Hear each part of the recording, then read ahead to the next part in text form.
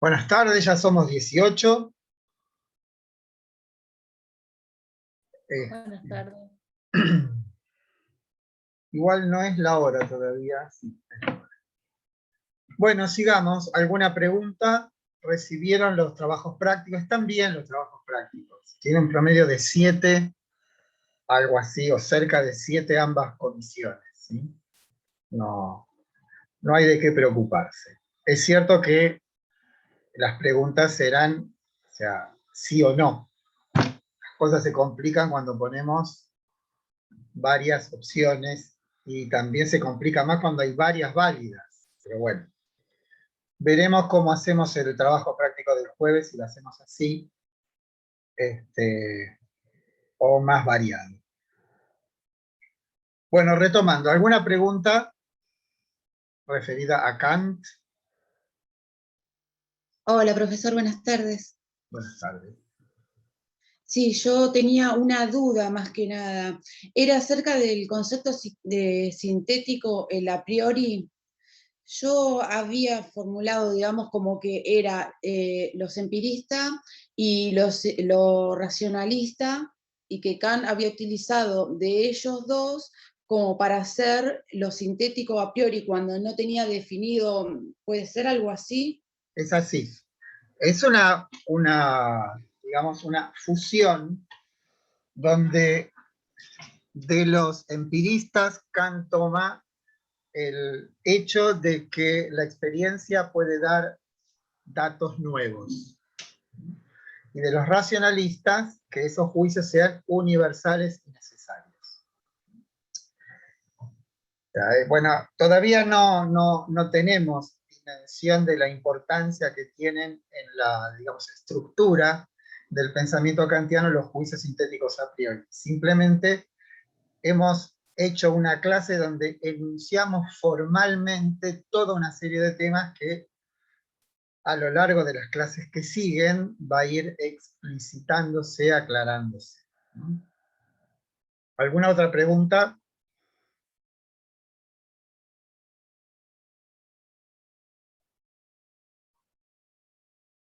Bueno,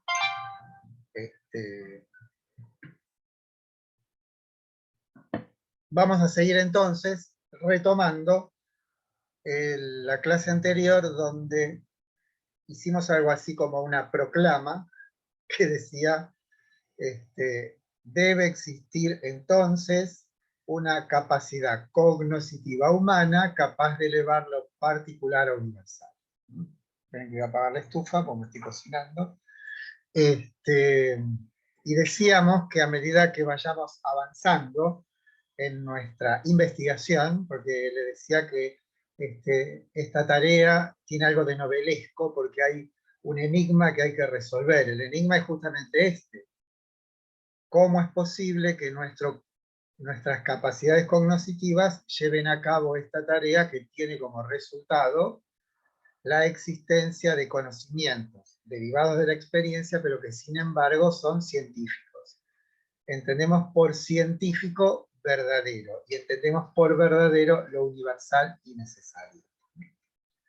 Recordemos de paso que hasta la época de Kant, los únicos juicios que tenían estas cualidades de la universalidad y la necesidad eran los que provenían de las ciencias formales, de la matemática, de la geometría, de la aritmética, de la geometría, esto es la matemática, y las verdades lógicas, ¿no? Las verdades como el principio de identidad, de no contradicción, de tercero excluido, esas serán los únicos juicios que tenían el carácter de verdaderos en el sentido de universales y necesarios. Y decíamos que esto cambia dramáticamente cuando aparece la ciencia físico-matemática de Newton, porque la ley de la gravitación universal se cumple universal y necesariamente, y decíamos que ese hecho había puesto en crisis al pensamiento de la época.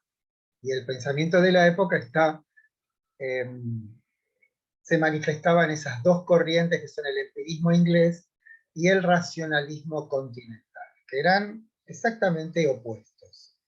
Para el empirismo la única verdad accesible es aquella que proviene de los sentidos, Y agregábamos nosotros, si la única verdad posible proviene de los sentidos, nunca habrá juicios universales y necesarios, porque dado que el origen es la experiencia, y siendo esta fragmentaria, nunca habríamos de acceder a la posibilidad de verdades universales y necesarias a través de la experiencia.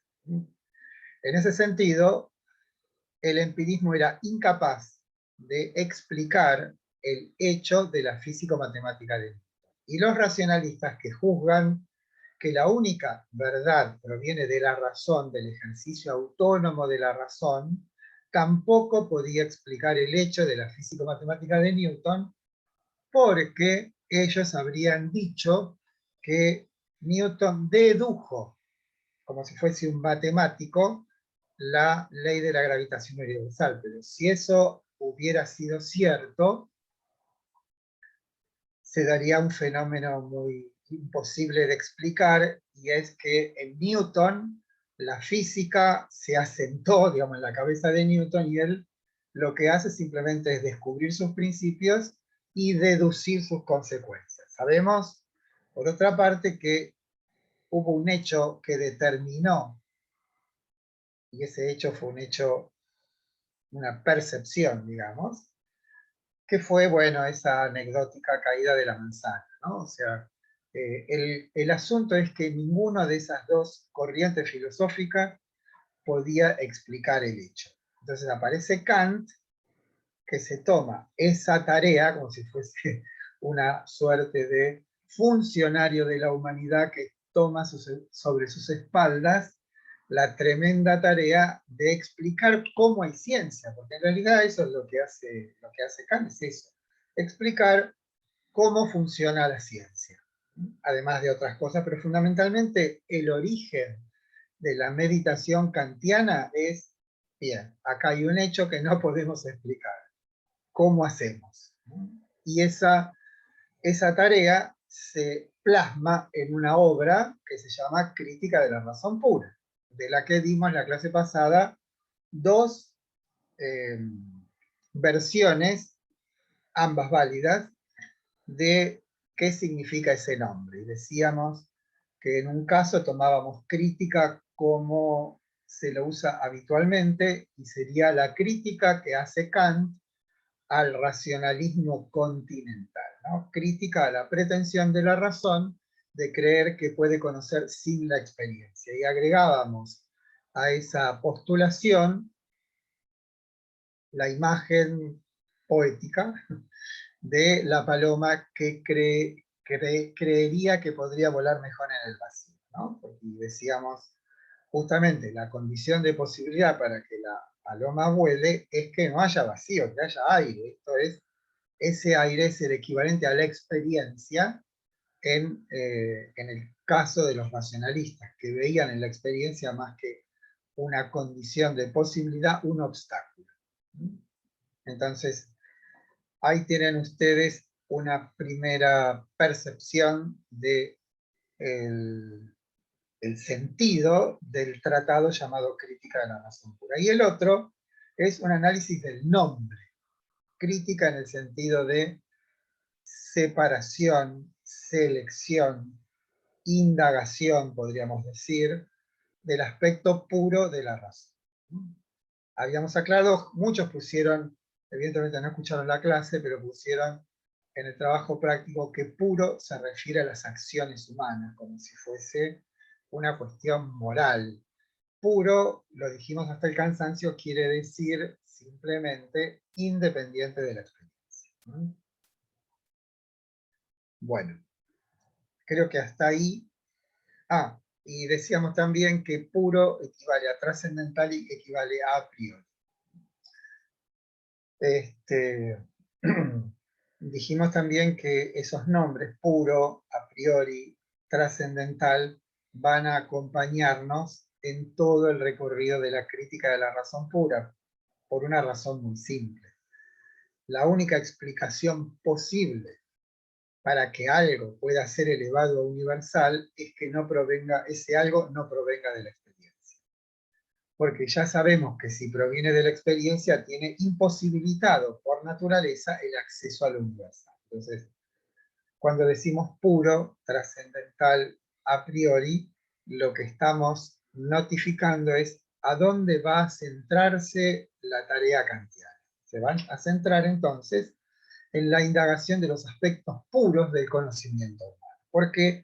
Porque esos conocimientos puros son la condición de posibilidad que explicaría, todavía no lo sabemos, pero explicaría el hecho de la físico-matemática de Newton. ¿Está claro? Ya somos 48. Bueno, entonces vamos a dar un paso más y vamos a hablar de lo que es central en esta revolución kantiana, que es lo que se llama revolución copernicana. Como todos sabemos, Copérnico fue ese astrónomo polaco que afirmó que el universo, o por lo menos el sistema o la parte del universo en el que nosotros habitamos, no tiene como centro a la Tierra, sino al Sol. Se llama eso teoría heliocéntrica, porque helios en griego quiere decir Sol, ¿no? La teoría geocéntrica, que viene de Ptolomeo, que en el siglo II después de Cristo, era la que se seguía aplicando. Y ahí tienen ustedes un caso específico de cómo el pensamiento religioso teñía las convicciones y los pareceres de todas las personas. Porque el fundamento de eso está en la Biblia, que la tierra está quieta. Por otra parte, nosotros decimos a qué hora salió el sol. Sabemos que el sol no sale, el sol no es que esté quieto, el sol no está quieto, el sol está en movimiento como todo el universo. Pero, si bien se mueve, la Tierra gira alrededor de él, ¿no? O sea, es totalmente contraintuitivo el fenómeno. O sea, si nosotros queremos describir qué es lo que pasa, todos diríamos, el sol se mueve, ¿no? Claro. Pero resulta que Copérnico lo que se da cuenta, Copérnico no es un observador de los cielos, pero se da cuenta que si cambiamos el punto de vista y decimos el sol es el centro, los cálculos que describen el comportamiento de los planetas se vuelven mucho más, no solamente fáciles de hacer, sino que son eficaces. Podemos predecir con justeza cuándo va a aparecer tal planeta en el cielo, ¿no?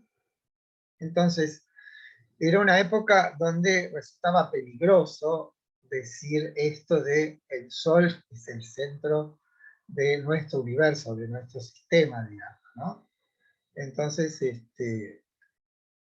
por ahí no hubo demasiado énfasis en eso. Entonces dice Kant, hace un símil, podemos decir. Compañeros, muchachos, hasta ahora nuestros intentos de explicar el conocimiento a través del objeto conocido han resultado vergonzosamente fracasos, ¿no? Esto es, como dice Carpio en el texto, tanto racionalistas como empiristas son realistas. Realistas quiere decir, o sea, la palabra real en latín, viene de la palabra res, que significa cosa, ¿no? Cosa también como asunto. Habrán escuchado alguna vez esa frase que dice res non verba, que no quiere decir las vacas no hablan, quiere decir hechos, no palabras, ¿no? Eso es lo que quiere decir. Entonces, realidad viene de ahí. Y ambos son realistas porque adjudican el fundamento del conocimiento a la naturaleza de lo conocido y no a la naturaleza del cognoscente. Ahí está el giro copernicano, que Kant lo hace como una apuesta. Dice, ¿qué les parece si en lugar de seguir fracasando en nuestros intentos de tener una doctrina firme, un conocimiento firme acerca del conocer humano, no sé qué es lo que tengo que repetir, bueno, ahora lo repito todo. si queremos tener una teoría, un conocimiento firme acerca de la naturaleza del conocimiento humano, ¿qué les parece? Lo dice como una propuesta, que cambiemos y en lugar de tener como punto de referencia al objeto conocido en lo que hace al conocer, nos atengamos al sujeto que conoce. Entonces, ese giro hacia el sujeto es lo que se denomina revolución copernicana, que no es ninguna revolución popular ni nada por el estilo, sino que tiene que ver con este giro hacia el sujeto, que en realidad ya lo había iniciado Descartes, ¿no? Se llama subjetivismo, pero no nos vayamos por otros caminos. La revolución copernicana que dice Kant que lleva a cabo tiene que ver con esta diferente manera de concebir el conocimiento, manera que no va a basarse ya en el objeto conocido, sino en el sujeto cognoscente, en el sujeto que conoce. Entonces, una vez que hemos mostrado la pertinencia de este giro, la tarea que sigue es decir, bueno, lo que tenemos que hacer con este sujeto que conoce es someterlo a algo así como un inventario. ¿Qué quiere decir? ¿Qué quiere Kant esa palabra? ¿Qué quiere decir esto? Supónganse que ustedes el lunes que viene inauguran un kiosco, ¿sí? O un negocio donde venden cosas. ¿Qué es lo primero que hace alguien que compra un negocio? ¿No? Un inventario, claramente. ¿En qué consiste un inventario? O mejor dicho, ¿cuál es la actitud que determina que es necesario hacer un inventario? Saber con qué contamos. ¿Cuáles son nuestros fundamentos, nuestros elementos para poder llevar a cabo este negocio? Bueno, Kant análogamente hace esto. ¿Cómo podremos saber qué significa el conocer? Bien, lo primero que tenemos que hacer es someter a nuestras capacidades cognitivas a algo así como un inventario, para saber con qué contamos. ¿Contesté eso que me habían preguntado antes?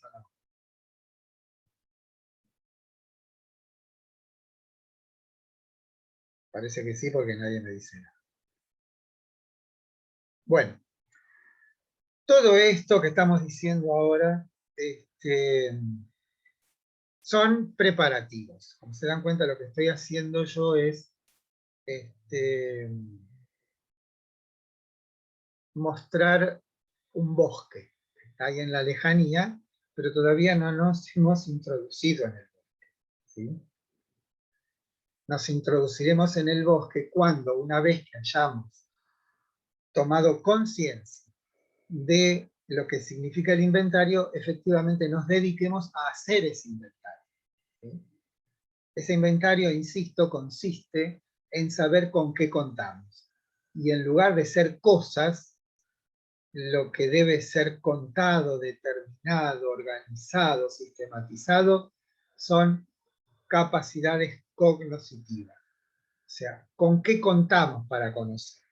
Y esto es muy importante, porque al saber con qué contamos, conocemos nuestros límites.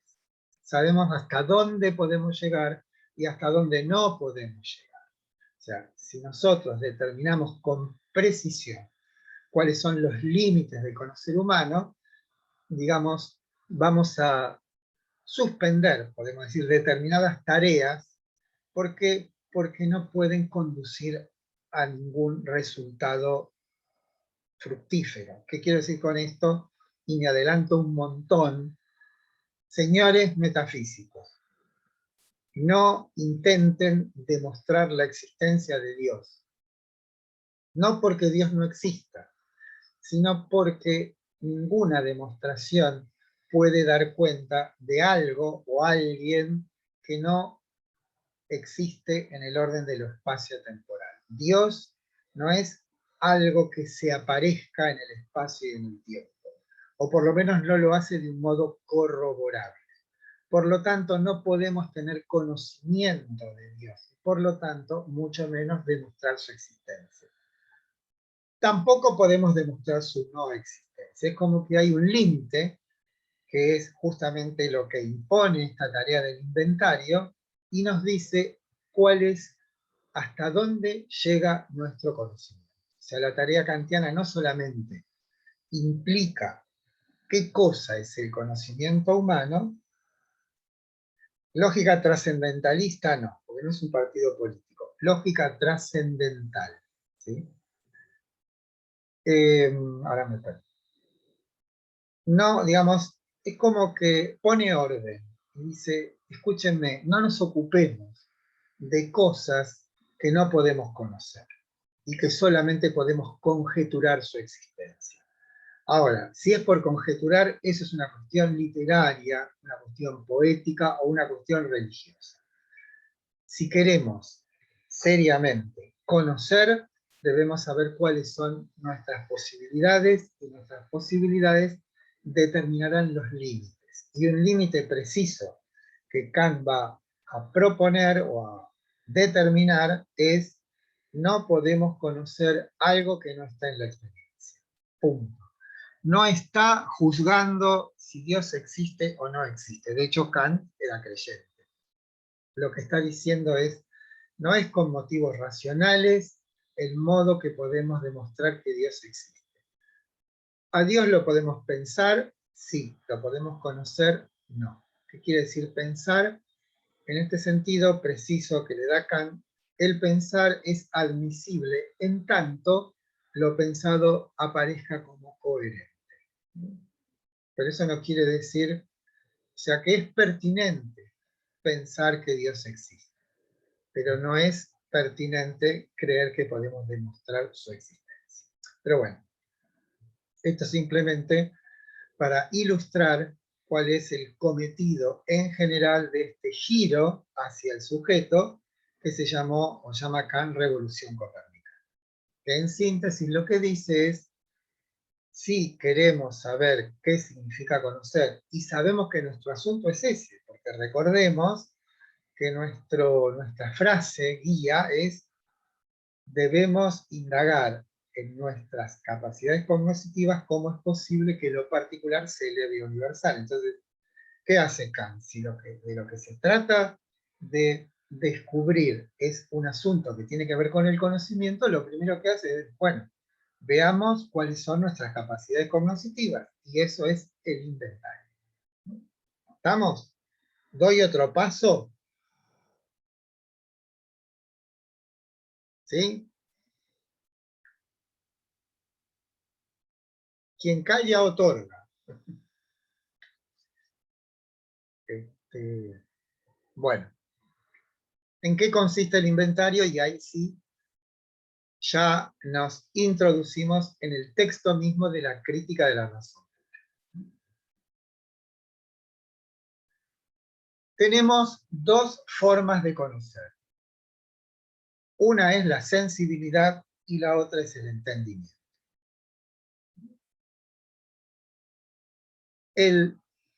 La disciplina dentro de la crítica de la razón pura, que habrá de ocuparse de examinar a la sensibilidad, se llamará estética trascendental.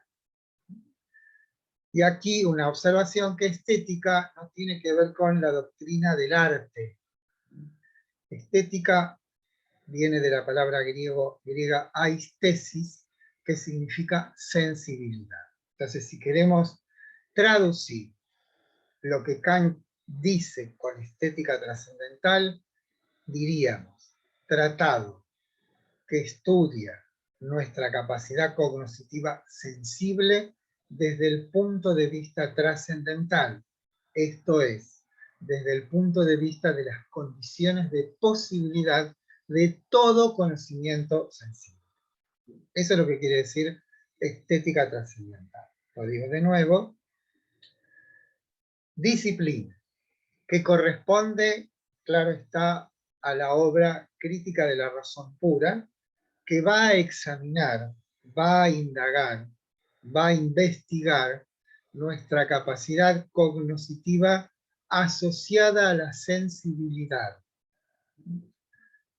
Pero a esa sensibilidad la va a indagar desde el punto de vista trascendental. Este punto de vista implica que no habré de ir a observar todas y cada una de las experiencias sensibles, cosa que es absurda, sino que debería descubrir si existen en nosotros determinadas condiciones de posibilidad que habilitan que haya experiencia sensible.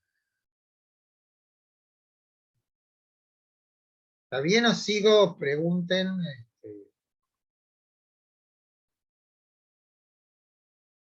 ¿Sigo? Sí. Entonces, ¿qué hay que buscar? Hay que buscar elementos insoslayables. ¿Qué es lo que quiero decir con insoslayable? Algo que no puede faltar. Eso que no puede faltar es candidato a que le otorguemos el título de trascendental. Entonces, ¿cuál es el criterio que habría de utilizar Kant para determinar la existencia o no de elementos trascendentales en nuestra capacidad cognoscitiva llamada sensibilidad? Será si es capaz de descubrir elementos que están siempre necesariamente, o sea, que participan necesariamente de todas nuestras experiencias sensibles. Si descubro esos elementos, deberé demostrar cuál es su naturaleza, ¿sí? Y cuál es su función. ¿Estamos? ¿Avanzo o no avanzo? Sí, Pietribiasi, qué difícil el nombre, ¿eh? Pietribiasi es así, ¿no? Pietribiasi. Bien, ya me lo voy a... Bueno, entonces comienza esta indagación. A ver, ¿existen representaciones de las cuales pueda yo atribuirles en la sensibilidad una presencia permanente y necesaria en nuestro conocimiento sensible? Sin embargo, antes de seguir, los voy a molestar gravemente con que acaban de escuchar una palabra que no había dicho yo todavía, que es la palabra representación. Y este es el problema pedagógico que encontramos con Kant, que no se puede avanzar paso a paso. Hay que dar un paso y después dar un paso lateral, explicar algo y volver al camino inicial, que es lo que nos está pasando ahora. Yo les estoy diciendo, la disciplina llamada estética trascendental, que forma parte de la crítica de la razón pura, que lo que busca es determinar si existen condiciones trascendentales para el conocimiento sensible, y agrego, si existen representaciones, y ahí me tengo que parar porque nunca hablé de representaciones. Entonces tengo que hacer una suerte de desvío y definir con toda claridad y precisión qué son las representaciones, porque si no se entiende qué son las representaciones, no vamos a poder seguir. ¿Por qué digo esto? Porque de lo que trata toda la crítica de la razón pura es de representación. Bien, ustedes habrán visto que en el texto de Carpio hay un cuadrito de la representación, ¿no? Igual yo lo voy a decir. Yo tengo un PowerPoint, pero no sé, me parece que es mejor así. Bien, las representaciones, ¿sí?, son de dos tipos. O son intuitivas o son conceptuales. A su vez, las representaciones intuitivas se dividen en puras y empíricas. Y las representaciones conceptuales también se dividen en puras y empíricas. ¿Cómo se define la intuición? La intuición es una captación inmediata a través de los sentidos. Cuando digo inmediata, yo en otras épocas más felices me ponía y tocaba el pizarrón, ¿no? Y decía, ¿qué sensaciones tengo yo? Y podíamos decir que la sensación era de lisura, de frío, ¿no? Eso es lo que nuestra captación sensible nos notifica. Pero atiendan a esto que es fundamental. La captación sensible, intuitiva, nunca dice pizarrón, porque la capacidad cognitiva, intuitiva, que llamamos sensibilidad, no sabe absolutamente nada de nada. Simplemente es la notificación de que soy afectado y entiendo por afección un cambio en mi estado, en el estado de mi alma o de mi espíritu, de mi condición. O sea que esto no es ninguna cosa sofisticada. Yo giro la cabeza y lo que me afecta ahora son los cuadros. Giro la cabeza hacia otro lado y lo que afecta ahora mi sensibilidad es una biblioteca, ¿no? Y acá me está mirando fijo una pequeña estatua de Aristóteles, que me da un poco de miedo, ¿no? Porque temo equivocarme. ¿Está claro? O sea, hay dos tipos de presentarse, no son con y se me quedó ahí. La manera que tiene de presentarse el mundo a nosotros a través de los sentidos lo hace con esta capacidad cognitiva nuestra que se llama sensibilidad. Pero la sensibilidad se explicita como intuición. Y la intuición es la capacidad inmediata de ser afectados. ¿Vieron cuando se dice coloquialmente la intuición femenina, por ejemplo? ¿Qué es eso? Es llegar a una conclusión concluyente, pero donde no hubo un desarrollo racional, como que va junto con el término intuición el carácter de lo inmediato, de lo súbito, de lo que no necesita de otra cosa para ser. Y eso es la vista, el oído, el olfato, el gusto, me falta uno. Y la vista, el oído, el olfato, el tacto. El tacto. Bueno, ahí está. Esa es la manera como se nos presenta el mundo a nosotros, mediante afecciones. Y entendemos por afecciones esto del cambio en nuestro estado. Cambio que no quiere decir nada dramático, simplemente una sensación de hambre, una sensación de frío, una percepción de algo, un oír algo. Todo eso son la manera que tiene el mundo de presentarse a nosotros. Ahora, de esas innumerables maneras en que se presenta el mundo a nosotros, bajo diferentes entes que nos afectan, cosas, personas, sensaciones, todo lo que ustedes quieran que aparecen en nuestra conciencia. ¿Hay alguna noción que podemos decir participa necesariamente de todas esas experiencias sensibles? Y Cándida, sí, hay una que corresponde a la experiencia externa que está siempre, y esa es el espacio. ¿Sí? Entonces, recordemos que esta disciplina llamada estética trascendental va a la búsqueda de invariantes. Cuando digo invariantes, digo elementos insoslayables. Invariantes, insoslayables, necesarios. Y decíamos que si descubríamos alguno que tuviese ese carácter, ese era un postulante, un candidato a la trascendentalidad. Esto es hacer condición de posibilidad de. Entonces, apuntamos que en la variabilidad inconmensurable de nuestra nuestras experiencias externas, descubrimos que hay una noción que está siempre necesariamente presente, que es el espacio. ¿Está claro? O sea, ¿hay alguna experiencia sensible en la cual no esté el espacio? Hablo de experiencias sensibles externas. ¿Hay alguna? No. Bueno, una vez que hemos descubierto que existe ese invariante, esa representación que acompaña todas nuestras experiencias sensibles, ¿sí?, externas, la pregunta siguiente es, bien, ¿pero qué es el espacio?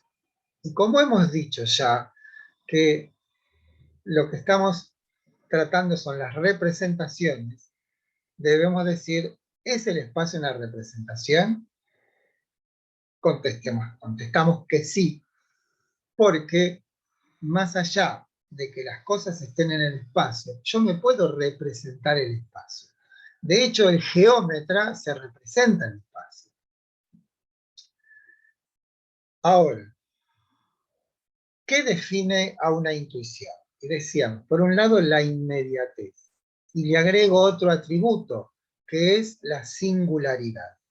Esto es, cuando percibimos cosas que están en el espacio, siempre percibimos de a una. O sea, no quiere decir que yo perciba varias cosas a la vez, pero lo que voy es que lo que se presenta es siempre singular. Nunca se presenta en el espacio algo así como un concepto. Se presentan siempre cosas, y esas cosas son singulares, y se presentan como siendo o ocupando un espacio. De ahí que Kant dirá, el espacio no solamente es una intuición, porque es única, porque hablamos del espacio, sino que, además de ser única, es el espacio una representación, o sea, única quiere decir singular, ¿no? Y por otra parte se da inmediatamente. Ahora, una vez que Kant ha deducido, podemos decir, a partir de los datos de la experiencia, que existe un invariante que participa necesariamente de nuestra captación de entes que se nos aparecen, la siguiente pregunta es, bueno, digamos que es el espacio ese invariante. La pregunta que sigue ¿es el espacio una intuición o un concepto? Porque recordemos que las representaciones tienen esas dos formas, o son intuitivas o son conceptuales. Para que algo sea intuitivo debe ser único. Después vamos a ver por qué. Y además debe ser singular. Y entonces decimos, ¿el espacio es único? Sí, el espacio es uno.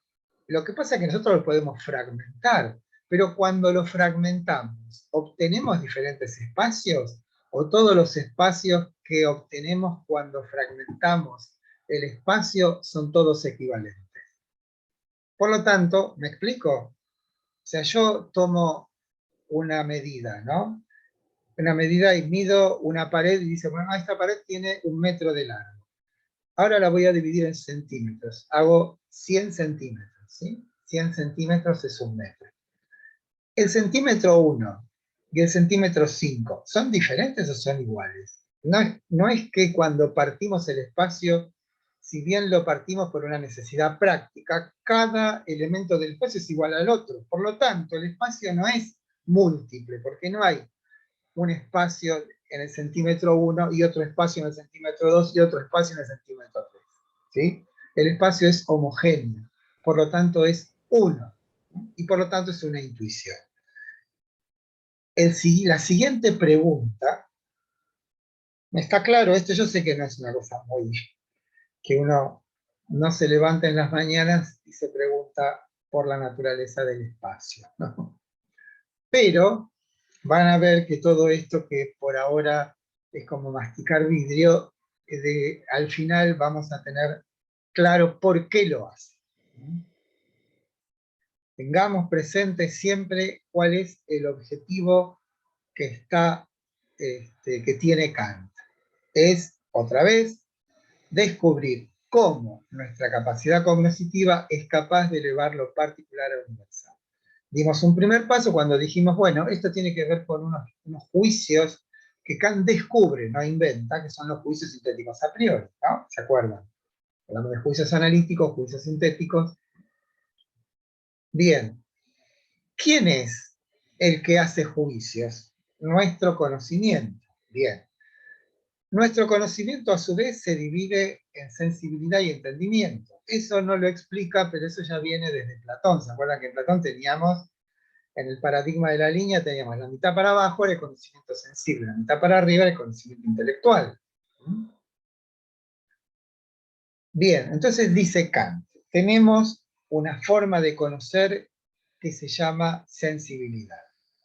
La pregunta siguiente es, ¿existe en el orden de la sensibilidad elementos que están siempre, que son insoslayables y que por lo tanto participan de todo conocimiento sensible externo posible? Sí, le decimos nosotros tímidamente, el espacio. Ahora bien, la pregunta que sigue es, ¿pero qué es el espacio? Y en tanto el espacio es una representación, eso es claro, y las representaciones solamente pueden ser intuitivas o conceptuales, le hacemos un test al espacio, como diciendo, lo interrogamos, y le decimos, vos espacio, ¿sos uno o muchos? Uno, dice él, soy único. Hay un único espacio donde se asientan cosas que están en el espacio. Bien, sos uno. Ahora, ¿serás un concepto o serás una intuición? ¿No? Y acá viene la cuestión de que el espacio como tal, y esto lo vamos a aprender con alguna dificultad, el espacio no pertenece a las cosas, sino a nuestra manera de conocerlas. Esto es, tanto el espacio como veremos su hermanito el tiempo, no son algo que está en las cosas, sino es algo que nosotros le proponemos a las cosas. ¿Qué le proponemos a las cosas con el espacio? Izquierda, derecha, arriba, abajo, delante, detrás. Nada más que eso. Esto es, el espacio funciona en nosotros como una suerte de receptáculo, donde no le impone nada a aquello que recibimos a través de los sentidos, sino que solamente ubica a un ente determinado como estando detrás de otro, delante de otro, abajo de otro, arriba de otro, a la izquierda de otro, a la derecha de otro. El espacio no es una acción, sino que es algo así como un receptáculo, pero que no está en la experiencia. ¿Cómo Kant demuestra que la intuición del espacio no está en las cosas? Muy simple. ¿Alguna vez ustedes captaron el espacio como tal? Nadie captó el espacio porque el espacio no está en las cosas.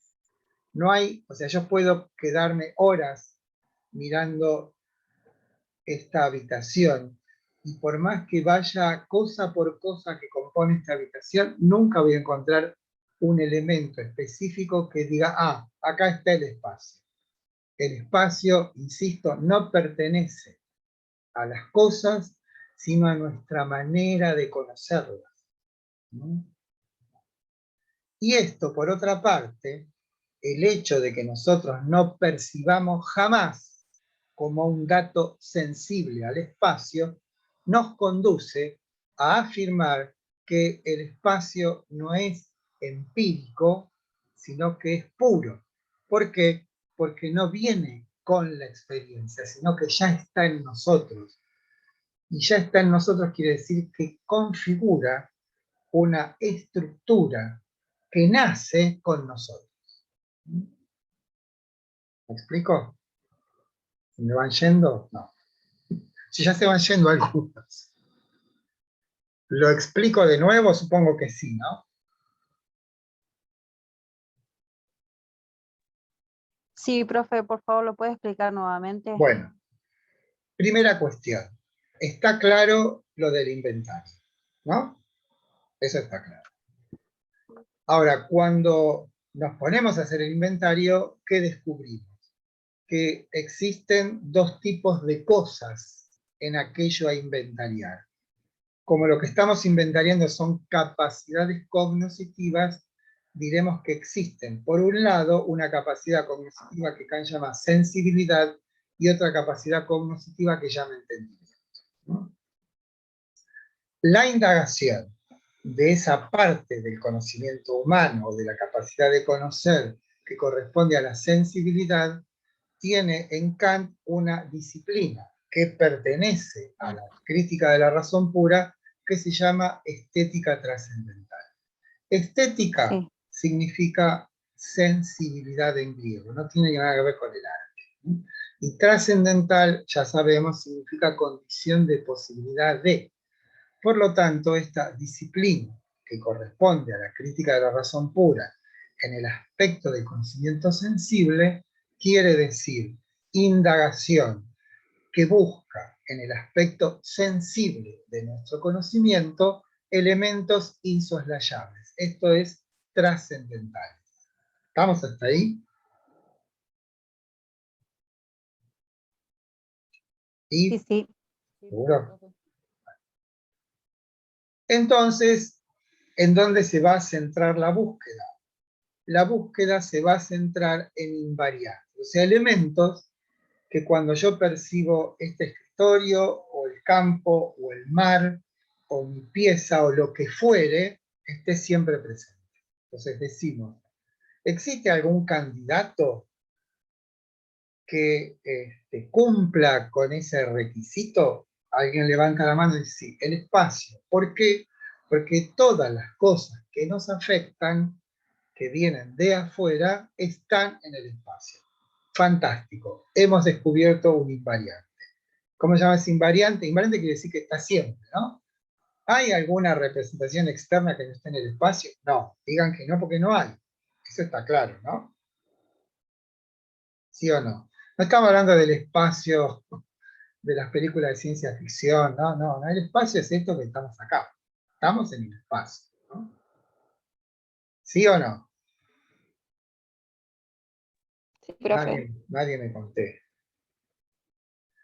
Bien, entonces la pregunta que sigue, una vez que hemos descubierto ese invariante, es ¿qué es el espacio? Y entonces ahí decimos, el espacio es una representación. ¿Mm? Claramente, ¿por qué? Porque me lo puedo representar, eso está claro. Bien, ¿y qué es una representación? Entonces decimos, representaciones son las maneras que tiene la realidad de presentarse a nosotros. Ahora, ¿cuántos tipos de representaciones existen? Dos, dirá Kant. O las intuitivas o las conceptuales. Las intuitivas tienen el carácter de ser inmediatas y singulares. O sea, yo nunca capto algo en general. Capto esta carita de Aristóteles, este vaso griego, este soldado griego, esta imagen, este reloj, esta pantalla, esta foto de mi hija. Eso es lo que yo capto. No capto generalidades. Esto es, primera nota que define a la representación llamada intuición es su singularidad. Y la otra es la inmediatez. Esto es que las cosas cuando se presentan a nosotros en la sensibilidad lo hacen inmediatamente. O sea, tengo frío, tengo calor, toco esto, veo lo otro, vuelo. No hay ninguna mediación entre aquello que se presenta y el modo que tiene en mí de presentarse. Porque se puede presentar por la vista, por el oído, por el olfato, por el tacto y por el gusto. ¿Sí? Dime. Profe, consulta. Acá, por lo que anoté, puse que la representación, por un lado, es inmediante, y por el otro es singular. Inmediata y singular, no inmediata. Inmediata y Inmediata y singular. O singular. sea que inmediata sería, por ejemplo, que sería en el instante, y singular sería que sería la única. Claro, exactamente, tú lo has dicho. Y Por la otro representación. lado, ¿cómo? Nada, ya está. Por otro lado, hay otro tipo de representaciones que son las conceptuales. Pero las conceptuales son múltiples inmediatas. ¿Qué quiero decir con múltiple inmediata? Múltiple quiere decir que el concepto de mesa abarca todas las mesas posibles, ¿no? ¿Sí o no? ¿Hay alguna mesa que no quepa en el concepto mesa? No. Bueno. Y por otra parte dice, un concepto no solamente remite a algo múltiple, sino que es mediato. ¿Qué quiere decir con esto de mediato? Que yo, acá quizás me adelante, observo esta estatuita que yo tengo acá de Aristóteles. Esta es una estatua de Aristóteles. A ver, ¿lo ven ahí? Acá. Lo tengo acá en el escritorio. ¿No? ¿Qué hace esa aparición sensible? ¿No? ¿Qué hace en mí? ¿Qué hace en cualquiera? ¿Sí? Provoca, induce, mueve a un concepto. ¿Sí?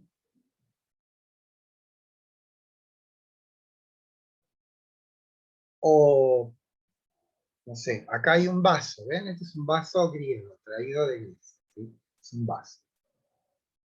Se aparece, me afecta sensiblemente, e inmediatamente, espontáneamente, aunque yo no diga, ah, esto es un vaso, en mí existe el concepto empírico vaso que comprende a eso que se me presenta como tal. Esto es un vaso griego. ¿Mm? Se dan cuenta que es diferente. Una cosa es la intuición que me afecta inmediatamente y otra cosa es el concepto que se aplica a esa intuición sensible y le da sentido. Y dice vaso griego, o como ustedes van a la heladera a sacar una botella de soda y saben que todo esto está asistido por conceptos. Los conceptos son aquellos entes intelectuales que lo que hacen es volvernos familiar el mundo. O sea, nosotros tenemos un trato fluido con el mundo porque sabemos a qué atenernos con las cosas. Y ese saber a qué atenernos son los conceptos. Pero los conceptos existen siempre y cuando haya un estímulo sensible que los ponga en acción. Eso quiere decir inmediato. Inmediato es la sensación, digamos, de frío liso cuando yo tocaba el pizarrón. ¿Y qué hace el concepto con esa sensación de frío liso? Lo pone dentro de una clase, o sea, lo engloba dentro de un carácter, dice, eso es un pizarrón, ¿no? Les voy a dar otro ejemplo que es, me adelanto, ¿no? Si nuestras capacidades cognitivas fuera solamente la sensibilidad, el mundo se nos presentaría, dice Kant, como una rapsodia de sensaciones. Esto es como un caos. Ustedes saben, si no lo saben se los cuento, que cuando somos recién nacidos, no vemos cosas, tenemos sensaciones vertiginosas. Cuando viene nuestra madre a darnos el pecho, no es que nuestra mente dice, oh, acércase la madre nutricia, que con su pecho habrá de alguien. No decimos nada, tenemos sensaciones que no podemos conectar. ¿Sí? Bueno, eso sería cuando alguien se despierta de un desmayo que todo es caótico. Bueno, eso no, es lo que nos pasaría si no existiese el entendimiento. ¿Por qué? Porque la sensibilidad como tal es o carece de sentido. El sentido se lo otorga la sensibilidad del entendimiento y lo hace a través de conceptos. Me estoy adelantando, cada vez somos menos, van bajando progresivamente. Profe, Sí, se me están despertando más dudas todavía. es lo En la mejor. parte de los conceptos de los entes intelectuales, ahí sería, con la parte de concepto, sería cuando sentimos con los tactos y todo eso, para poder descubrir qué es un vaso, qué es el agua y qué es todas las cosas que nos está rodeando. Exactamente, ¿O me porque equivoco? la Pero usted, sensibilidad no conoce. La sensibilidad, pero usted, ¿cómo? pero después usted dice que si nosotros nos basamos sobre lo que sentimos, lo que tactamos, el mundo sería un caos porque no sabríamos exactamente con exactitud de lo que sería. Y eso Claro, se va desarrollando con experiencia a lo largo de la vida, ¿no? no, bueno, esa es otra cuestión. Lo que estoy diciendo yo es que si no existiese el entendimiento, el mundo se nos presentaría como un caos de sensaciones. Eso es lo que dice Kant. Y en la parte del entendimiento, por ejemplo, de un niño a Cele de 5 años, ¿cómo es que se puede desarrollar y todas esas cosas? Bueno, pero Kant no es un psicólogo, Kant es un filósofo. O sea, si querés saber cómo es que un niño de 5 años comienza a deletrear, eso tenés que estudiar a Piaget o algún psicólogo te lo explique, pero Kant no está hablando de eso. Kant está diciendo cómo es el conocimiento humano, no cómo se desarrolla. ¿Sí? El Claro, yo desarrollo, lo asocié más para eso. ¿cómo?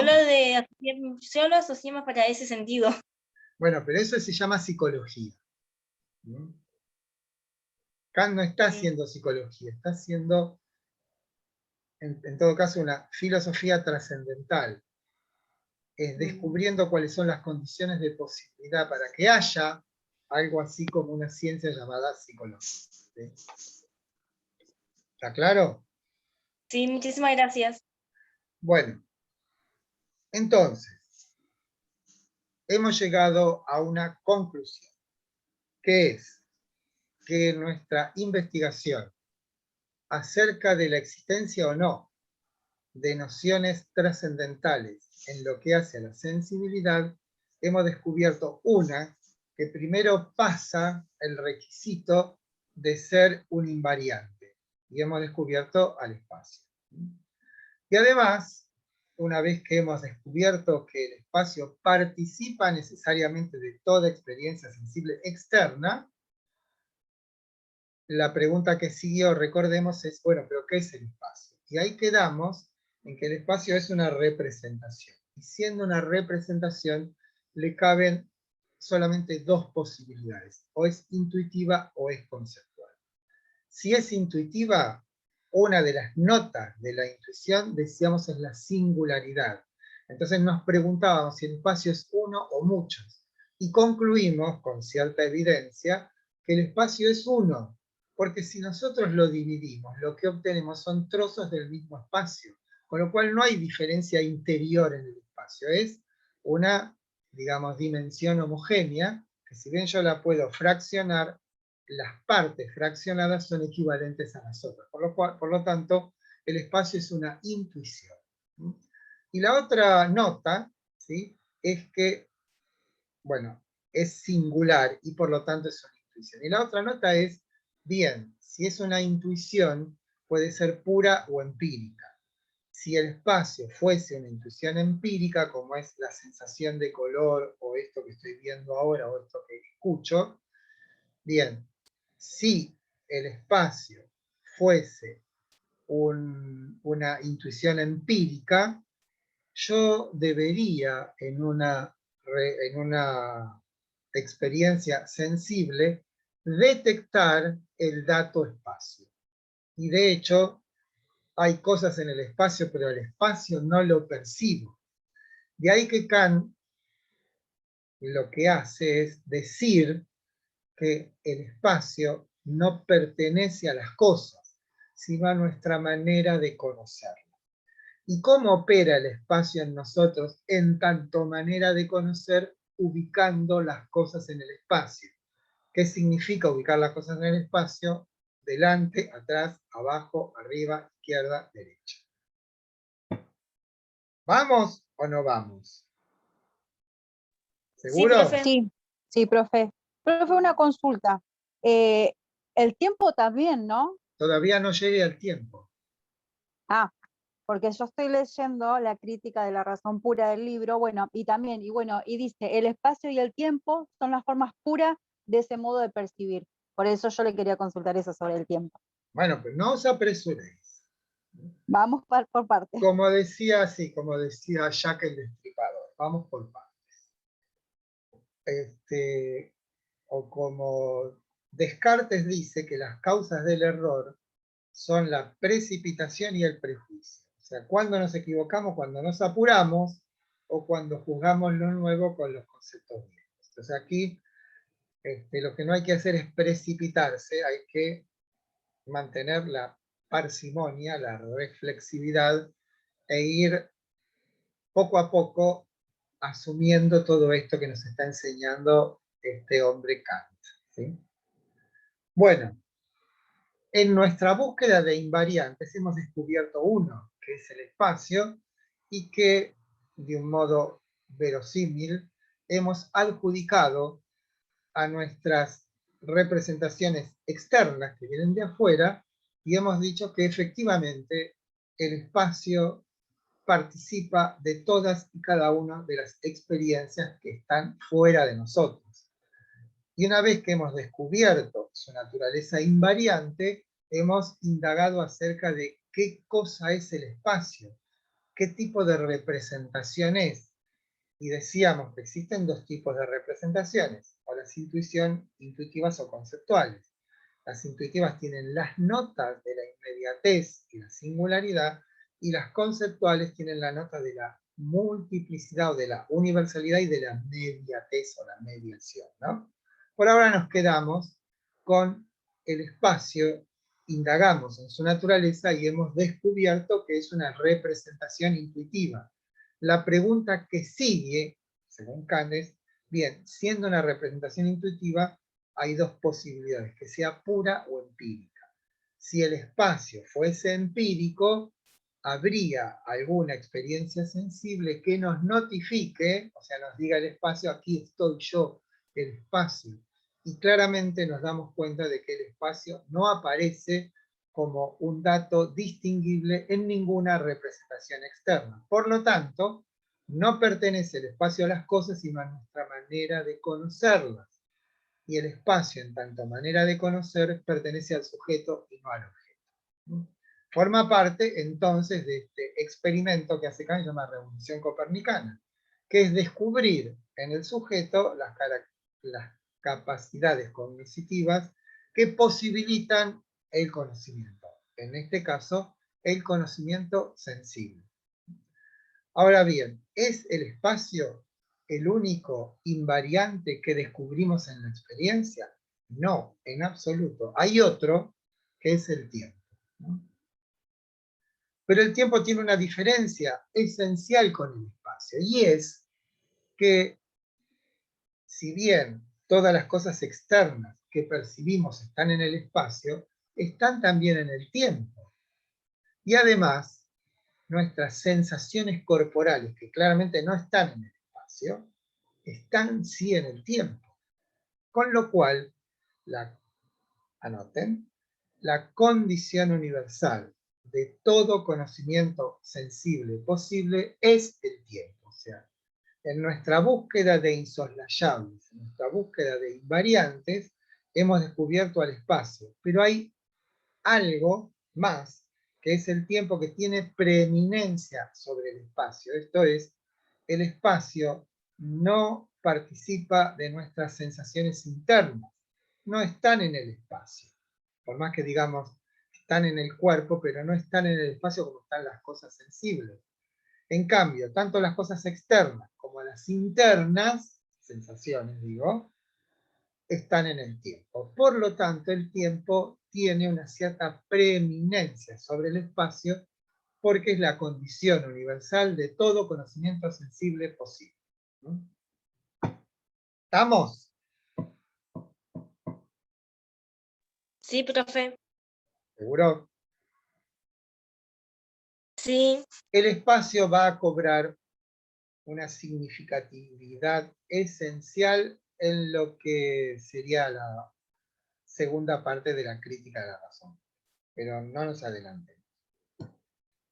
Ahora bien, así como el espacio decía adelante, atrás, izquierda, derecha, arriba, abajo, el tiempo dice dice permanencia, sucesión y simultaneidad. ¿Cómo es el tiempo?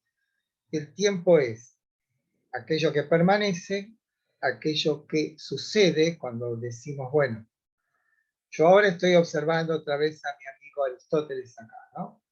En el tiempo, la sensación que afecta mi sensibilidad y que me notifica de la existencia de esta pequeña estatua, ¿sí? Habla de la permanencia en el tiempo. ¿De qué? De una determinada afección sensible. Esto es la estatua, pequeña estatuita de Aristóteles, ¿sí? ¿Hay alguna otra forma en que las cosas se presenten en el tiempo? Por supuesto. Por ejemplo, cuando hay tormenta, primero veo el relámpago y después escucho el trueno. O sea, hay dos fenómenos que acontecen uno después de otro, y esto lo hacen en el tiempo, pero ya no es el tiempo de la permanencia, sino el tiempo de la sucesión. Pero además, si digamos, brilla el relámpago, suena el trueno y cae lluvia, ahí el fenómeno es simultáneo. ¿Sí? Por más que se expriman la cabeza, no van a encontrar otra nota más para el tiempo. El tiempo es o de lo permanente, o de lo sucesivo, o de lo simultáneo. Entonces, repito, así como el espacio nos notifica de algo que es delante, atrás, arriba, abajo, izquierda, derecha, el tiempo nos notifica de que algo aparece como permanente, como sucesivo o como simultáneo. Esas son las notas del tiempo.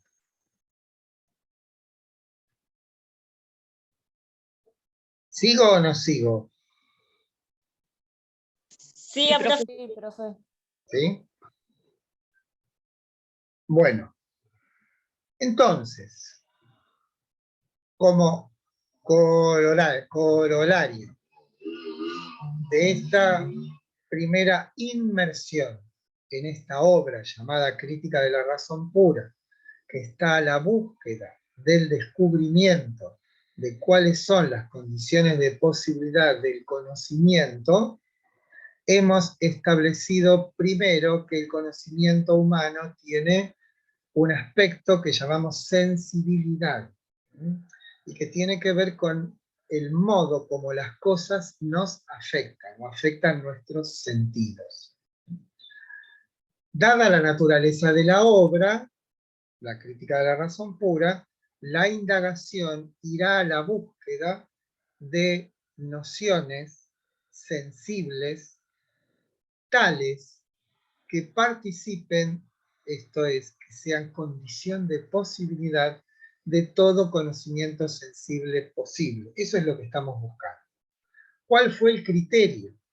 ¿Cuál es el criterio para descubrir algo que todavía no sabemos qué es? ¿Cuál es el criterio? Y que esa noción permanezca, que esa noción sea un invariante, que esa noción sea insoslayable. Entonces examinamos todas nuestras experiencias sensibles y dijimos, el espacio está siempre que yo percibo algo que está fuera de mí. Bien, anotemos al espacio como un candidato a la trascendentalidad. Entonces, una vez que determinamos la naturaleza del espacio, esto es, diciendo, ¿es el espacio una representación? Sí. ¿Qué tipo de representación? ¿Intuitiva o conceptual? Concluimos que era intuitiva. Ahora, siendo intuitiva puede ser pura o empírica. O sea, la estatuita de Aristóteles es claramente una intuición empírica, porque es algo que está fuera de mí que afecta mis sentidos. Ahora, ¿el espacio me afecta de la misma manera que la estatua? Dijimos que no. ¿Por qué? Porque el dato espacio no aparece como el dato estatua. Por lo tanto, el dato espacio no está en las cosas, sino en nuestra manera de conocerla. Y es, por lo tanto, el espacio una intuición no empírica, sino pura. ¿Por qué? Porque no tiene su origen en la experiencia. ¿Por qué no tiene su origen en la experiencia? Porque no hay de ninguna manera corroborable el dato espacio que se me dé en la experiencia. Por lo tanto, el espacio no solamente es un invariante, que es nuestra búsqueda, sino que es una intuición y que es pura. Y por lo tanto es trascendental. Por lo tanto, la condición universal de posibilidad de toda experiencia sensible son las intuiciones puras del espacio y el tiempo. ¿Vamos? Sí, profe. Bueno. Ahora vamos una aclaración, podemos decir, que nos sirve, es comparar la concepción del espacio que tiene Platón con la concepción del espacio que tiene Kant. Esto mismo lo vamos a hacer cuando hablemos de las ideas en Kant y de las ideas en Platón. Bueno, aquí también existe una importantísima diferencia. Sabemos que en Platón, si recordamos el paradigma de la línea, la mitad inferior se refiere al conocimiento sensible. Ese conocimiento sensible, Platón lo califica como un conocimiento inferior. ¿No? ¿Por qué? Porque aquello que sensiblemente nos afecta, ¿qué es respecto de las ideas? Pregunto.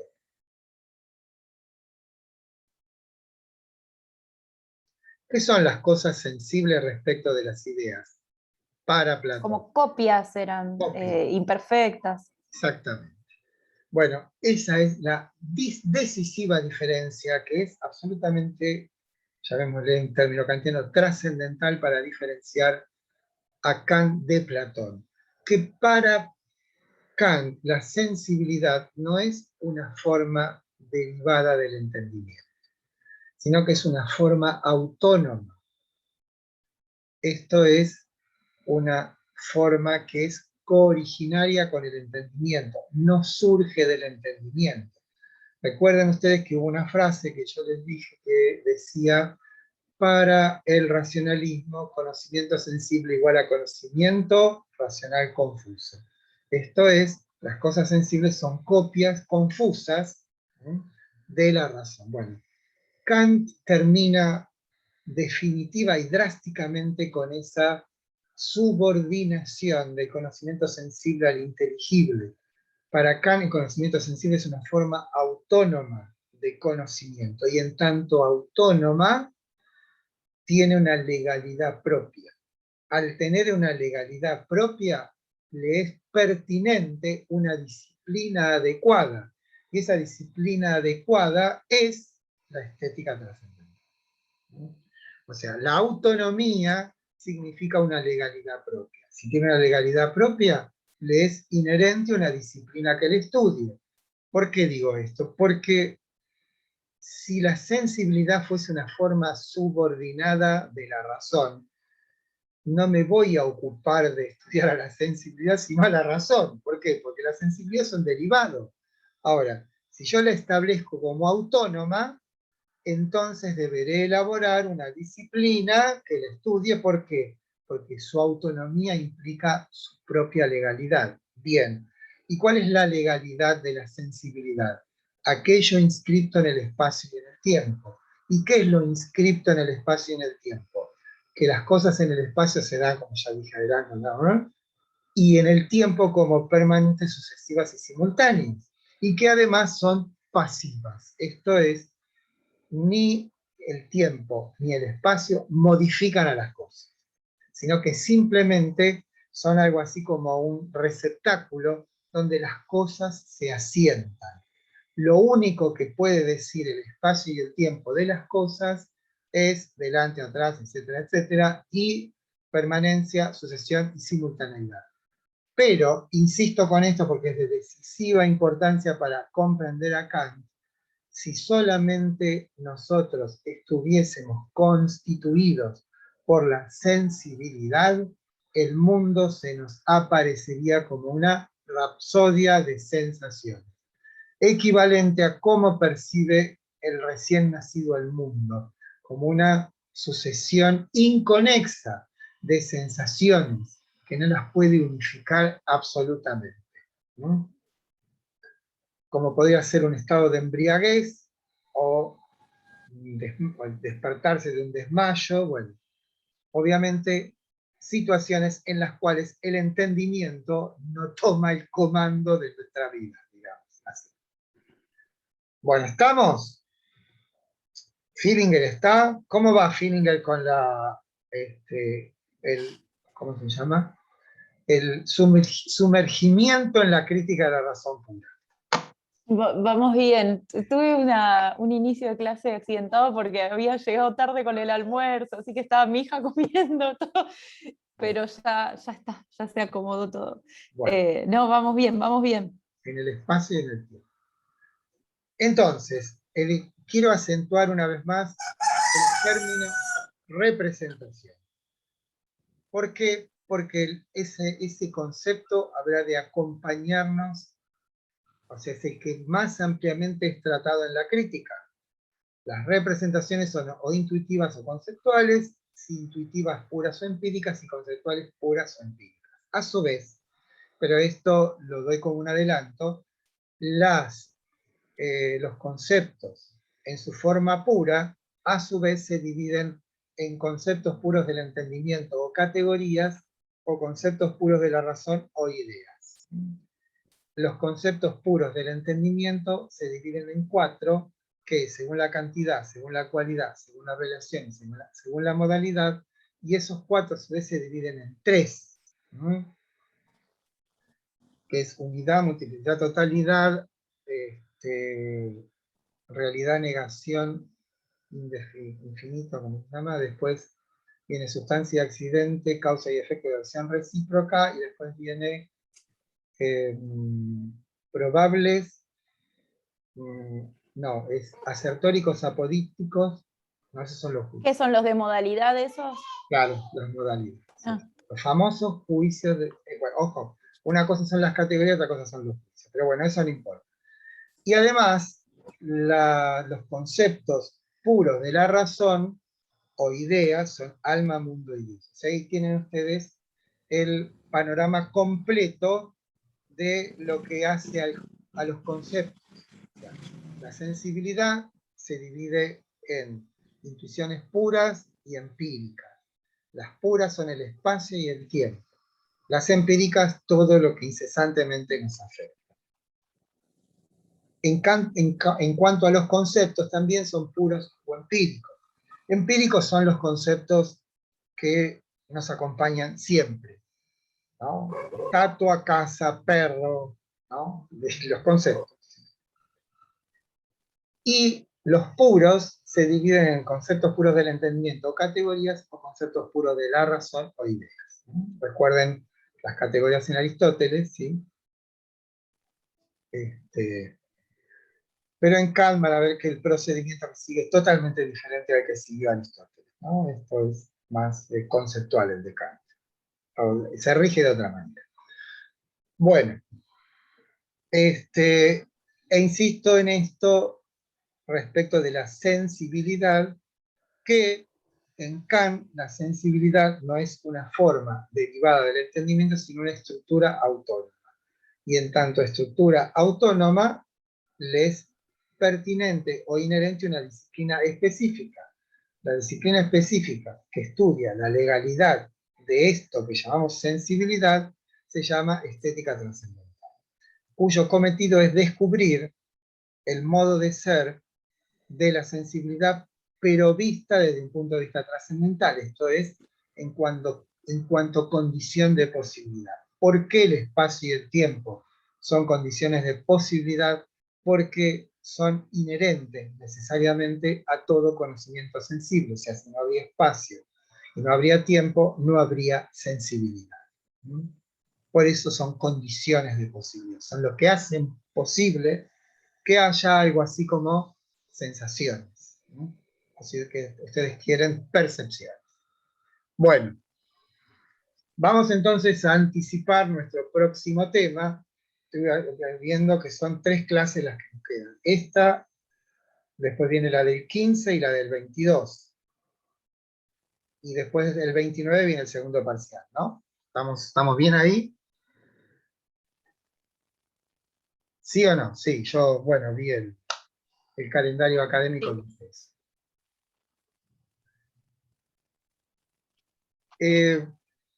Ahora vamos a hacerle un test comprobatoria de nuestros avances a nuestra afirmación que nos sirvió de base para lo que vamos a seguir. Recuerden que cada vez que dábamos un paso, íbamos a cotejar ese paso con lo dicho en aquella afirmación que decía: debe existir entonces una capacidad cognitiva tal capaz de poder elevar lo particular a universal. ¿Por qué decimos esto? Dicho en forma un tanto brutal, apaguen por favor el micrófono.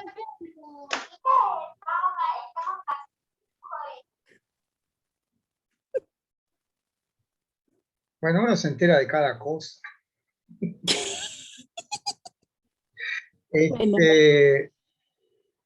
Ya me olvidé lo que iba a decir.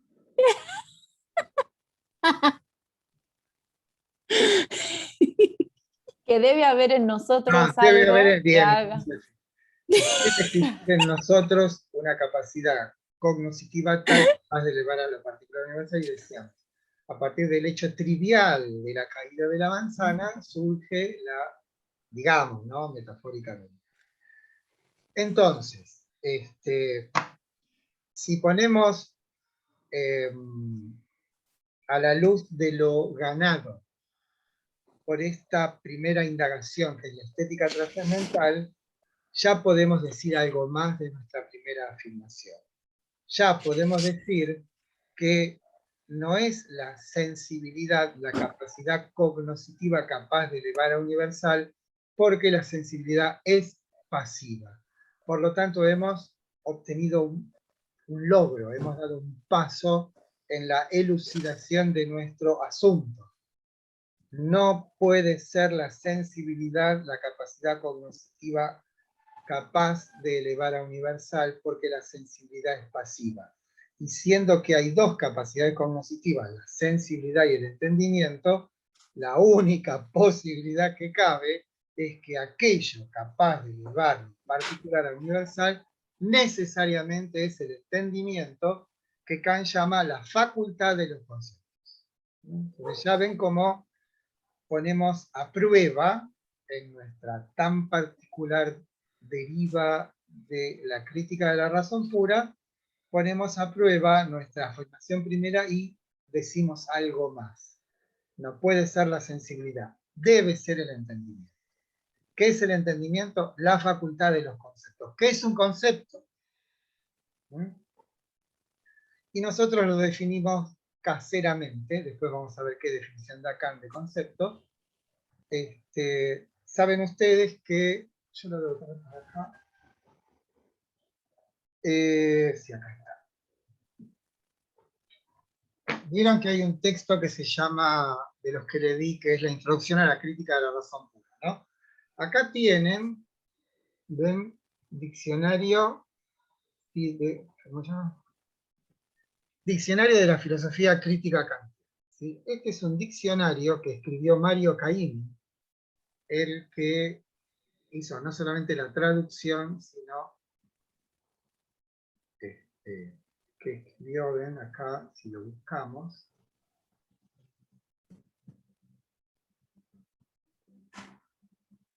Concepto, bien. Bueno, concepto tiene unas cuantas acepciones, son varias páginas, varias. Begriff, Verstande, Vorstellung, sentido lógico, representación universal por medio de notas obtenida mediante reflexión, es decir, discusión. Bueno, hay páginas y páginas, ¿sí? Pero para los que quieren indagar aún más en Kant, no solamente tiene que tener la crítica, sino que esto es muy, muy útil. Aparte yo lo tengo dedicado, miren, fíjense acá, está dedicado por Mario Caimi.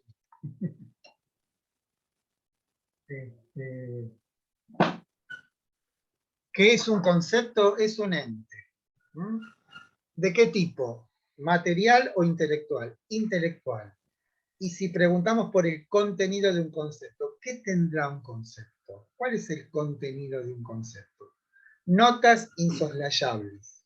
¿De qué? De aquello a lo que refiere el concepto. Entonces, si yo digo mesa, en la definición de mesa, esto es, piensen en una cosa que la definición es la exposición de un concepto. Y si quiero definir la mesa, lo que hago es describir el concepto. ¿Y qué me dice el concepto de mesa? Que, por ejemplo, no importa cuál sea la definición, toda mesa debe tener una tabla. ¿Sí? Entonces, a eso me refiero con elementos insoslayables, que debiera contener un concepto cualesquiera. En el caso del concepto de mesa, la tabla necesariamente participa de ese concepto. Como en el triángulo un triángulo es una figura de 3 lados. ¿Se dan cuenta? Lo que estoy determinando es el contenido de ese concepto, triángulo. Y ese contenido lo que me dice son los elementos que no pueden faltar. ¿Para qué? Para que se componga esa noción conceptual llamada concepto, ¿no? Obviamente. Bueno, entonces, los conceptos son representaciones mediatas y universales, o múltiples. Son mediatas porque, a diferencia de las intuiciones, los conceptos precisan, para ponerse en acción, digamos, de una suerte de estímulo que provenga de la intuición. ¿No?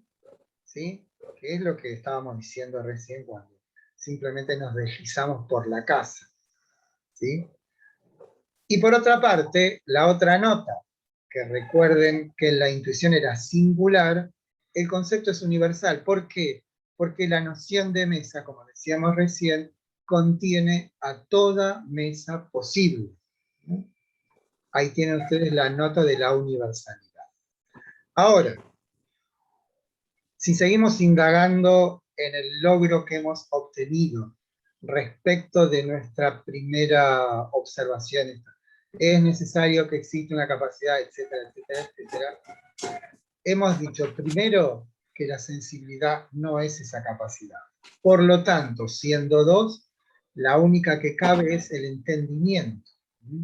Ahora bien, si nos fijamos, hemos usado un verbo que es elevar. Esto es, parecería que la concepción kantiana del conocimiento implica el hecho de que para conocer o conocimiento existe a través de una acción. Esto es, si esto que dijimos, elevar, es una acción, y no puede caber otra posibilidad que sea el entendimiento el que lleve a cabo una acción, y siendo que el entendimiento es la capacidad de los conceptos, necesariamente la acción de elevar a universal deberá ser llevada a cabo por concepto. Un poco atravesado, ¿no? Pero es claro, o sea, si es el entendimiento el facultado para elevar a universal, y siendo que el entendimiento es la facultad de los conceptos, la acción que habrá de llevar a cabo el entendimiento de elevar a universal debe ser llevada a cabo por conceptos. Bueno, creo que ya los cerebros están en estado de emergencia. Más o menos. Así que, si tienen alguna pregunta. No. Profe, más bueno para entender lo del concepto y sobre lo que acabo de decir recién. Sería más o menos así, que el concepto sería la base de una idea más o menos de que una mesa es de 4 patas y una tabla. Después, eso sería la base de... No confundan, concepto e ideas son... Las ideas son un tipo de concepto, ¿sí? Pero bueno, no importa. Te entiendo perfectamente. O sea, Cuando digo los conceptos en su uso más inmediato son aquellos que nos sirven para orientarnos en el mundo. ¿Mm? O sea, el concepto de puerta implica que yo no voy a atravesar la puerta, sino que voy a tratar de abrirla. ¿Por qué? Porque hay una noción en nosotros que dice puerta, que dice, bueno, la puerta es un objeto sólido que no vale la pena, o mejor dicho, que no tiene sentido querer atravesarla. ¿Sí? ¿Me explico? O sea, esa es la cosa más trivial, si se quiere, comprender el modo de asistencia que nos dan los conceptos. O sea, para que más o menos pueda entender, un concepto sería una base, un pequeño fragmento de algo, pero no una definición completa No, no porque de pequeño ese dicho fragmento. objeto. No, porque pequeño fragmento. La noción de puerta o la noción de mesa incluye a todas las mesas y todas las puertas. ¿En qué sentido es fragmento? Ah, un fragmento de la totalidad de las cosas. No, un fragmento sería, por ejemplo, el agua está compuesta por H2O, que sería tal o tal cosa. Entonces sería, Sí. por ejemplo, sabemos que el agua es H2O, la fórmula química. Sería más o menos así lo que me estoy refiriendo. Por ejemplo, pero también el concepto de agua es sirve para beber, sirve para lavarse, no tiene que ver con la definición química del agua, sino Profesor. con el agua en general. Sí. Sí, a ver, no sé si es correcto, ¿no? Pero como más o menos como para entenderlo, ¿sería como como equipararlo a lo que es un sustantivo, por ejemplo? No, el sustantivo, bueno, lo que pasa es que el sustantivo, te voy a dar un ejemplo, ¿sí? Supongamos que vivimos en el litoral argentino, ¿no? Supongamos que tengo que ir a regar las plantas. Supongamos que no sé dónde está la manguera. Supongamos que agarro la manguera, pero agarro una yarará. ¿Sí? Entonces, ahí la pregunta es, ¿quién se equivocó? ¿La sensibilidad o el entendimiento?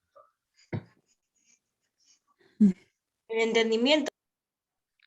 Es que la sensibilidad no se puede equivocar porque no hace nada. Es como los empleados que no trabajan, no se equivocan. Bueno, aquí ocurre lo mismo. La sensibilidad, siendo pasiva, no se puede equivocar. Entonces, ahí quizás te responda a lo que significa un concepto. El concepto lo que hace es interpretar lo que la sensibilidad expone. ¿No? ¿Me explico? No, cuando confundo la yarará con la manguera, no es la sensibilidad la que se equivoca, sino el entendimiento que no supo captar en el testimonio sensible determinados detalles que significan que no es lo mismo una yarará que una manguera, ¿no? Les doy otro ejemplo. Esto me lo sugirió un alumno una vez, ¿no? Contaba que iban caminando por una playa, digamos, Santa Teresita, esas playas amplias, atardecía, estaba casi en el crepúsculo, había una fina llovizna que caía, y ellos eran un grupo de muchachos que iban tapados con una lona y caminaban por la playa, riéndose, qué sé yo.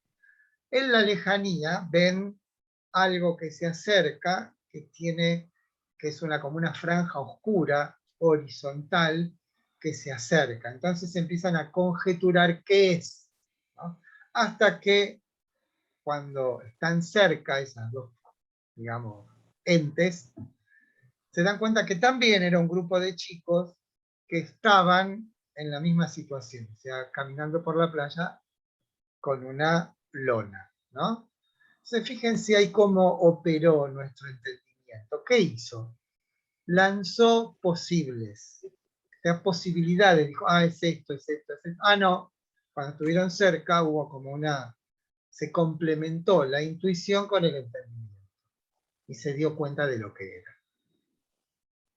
Se dan cuenta que el entendimiento lo que hace es acciones.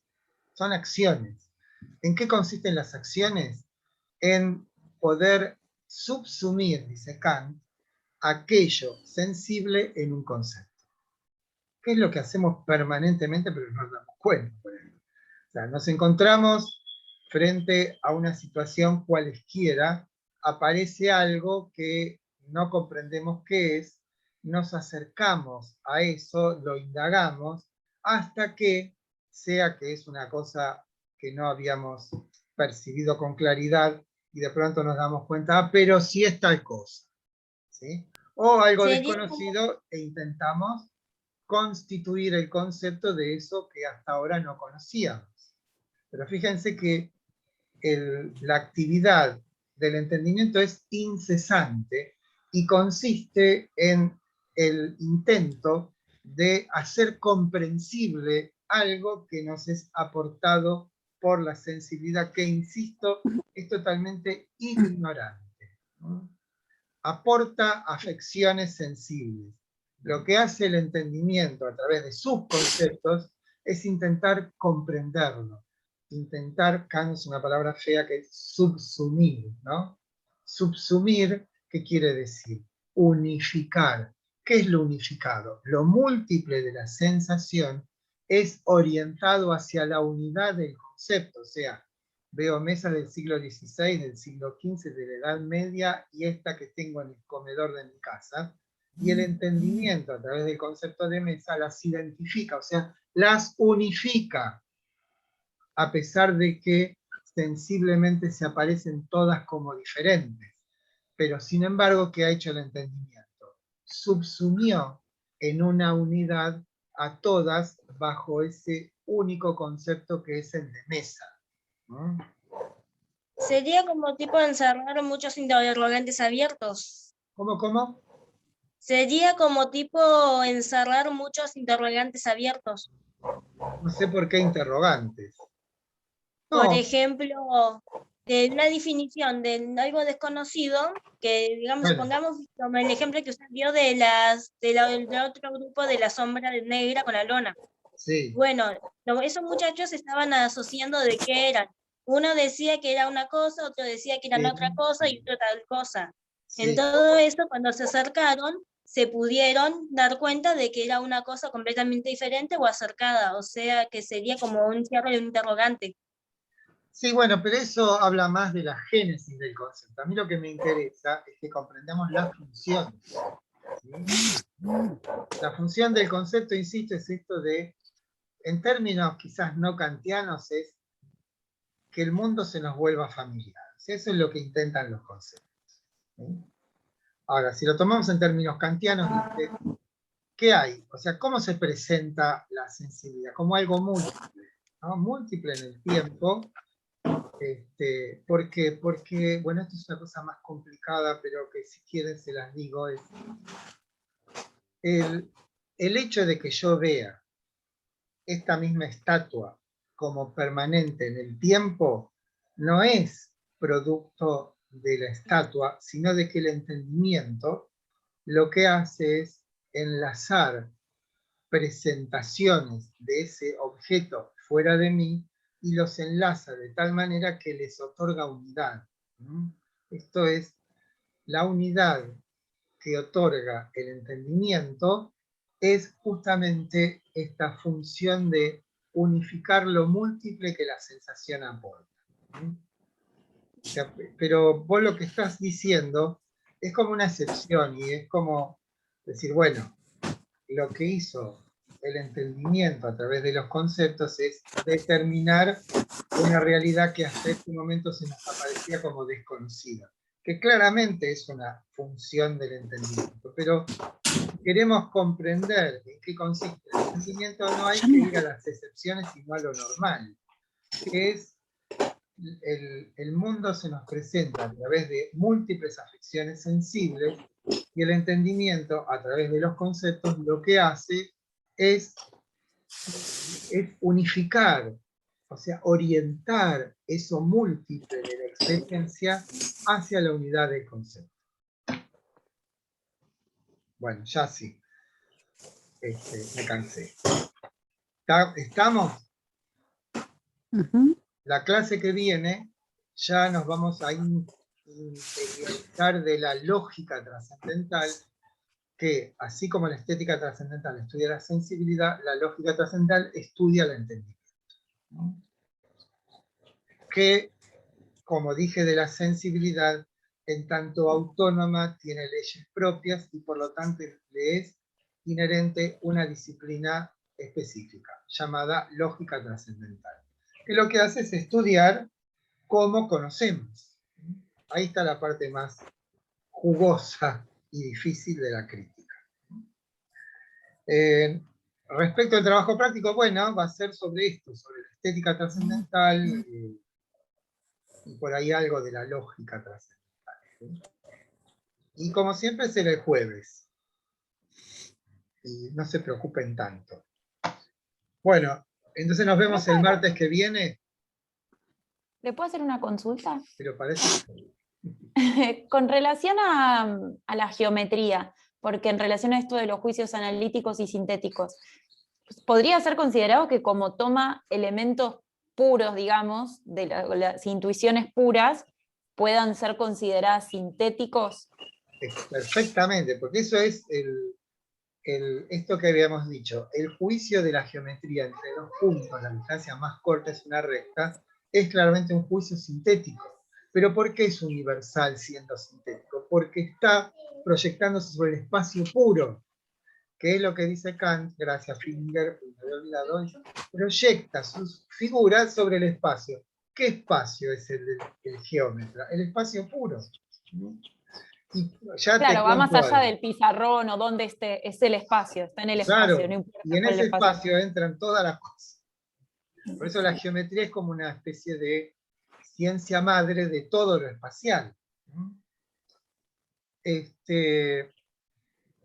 Bueno, voy a decir algo por ahí un poco más complejo, pero me hiciste acordar que Wolff, que era el que de algún modo nutrió a Kant con su pensamiento, aunque no directamente, decía que la veracidad de la metafísica se fundaba en que utilizaba el mismo método que la matemática, que era la deducción. Esto es, a partir de determinadas nociones axiomáticas y aplicando un procedimiento riguroso, que es el de la deducción, los resultados de la metafísica eran tan inobjetables como los de la matemática. Pero entonces Kant, que era muy perspicaz, y eso forma parte de esos 10 años del silencio crítico, dice, hay un pequeño detalle. La matemática no opera con puros conceptos, sino que, y este es el caso de la geometría, opera con intuiciones. Esas intuiciones son puras. Esto es, no es cierto que metafísica y matemática lleguen a resultados igualmente veraces porque utilizan el mismo método. Utilizan supuestamente el mismo método, pero hay una diferencia fundamental, que es, hay un comercio, un contacto entre lo matemático, o mejor dicho, el entendimiento, cuando se establece en lo matemático, y en este, ¿qué está? El tiempo. ¿Por qué está el tiempo en la matemática? Porque los números son una sucesión temporal, y el espacio en la geometría, porque el geómetra expone o proyecta sus objetos, o sea, sus figuras en el espacio. Entonces ahí es cuando comienza el desastre que hace Kant con la metafísica, ¿no? Cuando le dice, no es cierto que sean iguales que la matemática, porque la matemática opera con la sensibilidad. ¿Y por qué es importante la sensibilidad? Porque opera la sensibilidad como un corrector. ¿En qué sentido? En que si yo me equivoco y aquello pensado no se cumple, es la experiencia la que dictamina si mi procedimiento ha sido el adecuado o no. Y eso pasa con la física. O sea, si yo observo un fenómeno, intento establecer cuál es la legalidad de ese fenómeno, aplico la matemática para llenar las variables o completar las variables que yo supongo pertenecen a ese fenómeno y digo, bueno, si esto es así va a pasar tal cosa. Y no pasa, lo que tengo que ajustar no es a la realidad, sino que tengo que ajustar mi tesis matemática o físico-matemática a la realidad. Entonces, ¿qué es lo que ocurrió?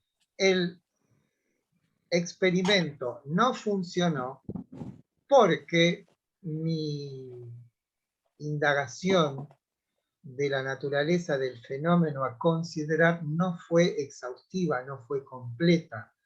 Fíjense lo que pasa con las vacunas, lo que pasa con todas esas cosas. Es lo que se llama ensayo-error. Bueno, justamente el hecho de que la metafísica no progrese o que ande siempre a la deriva es porque no tiene el control que imprime en el conocimiento científico la materia, la sensibilidad. ¿Por qué? Porque yo en metafísica puedo decir cosas maravillosas, pero nunca se pueden comprobar. ¿Por qué? Porque opero con entes no sensibles. Punto. O sea, profe, que la sensibilidad sería como el hincapié para razonar de que me he equivocado o que hice tal cosa mal Claro, o la hice bien. exactamente. ¿Por qué? Porque mi experimento no funciona. ¿Te das cuenta? No podés Como hacer la matemática opera con puros asociación conceptos. Perdón, la a matemática. esta hora. La metafísica opera con No, puros perdón. conceptos. No tiene ese cotejo con los No, demás. ¿Sí? ahora no. Estoy en una clase, se escucha. ¿Sí? Bueno, ¿nos vamos, muchachos? Muchachas, por decir que no hay varones, parece que no hay ninguno, salvo yo. Bueno, hasta el martes entonces, estudien, como decía mi profesora adelante, estudien. Bueno, besos, abrazos.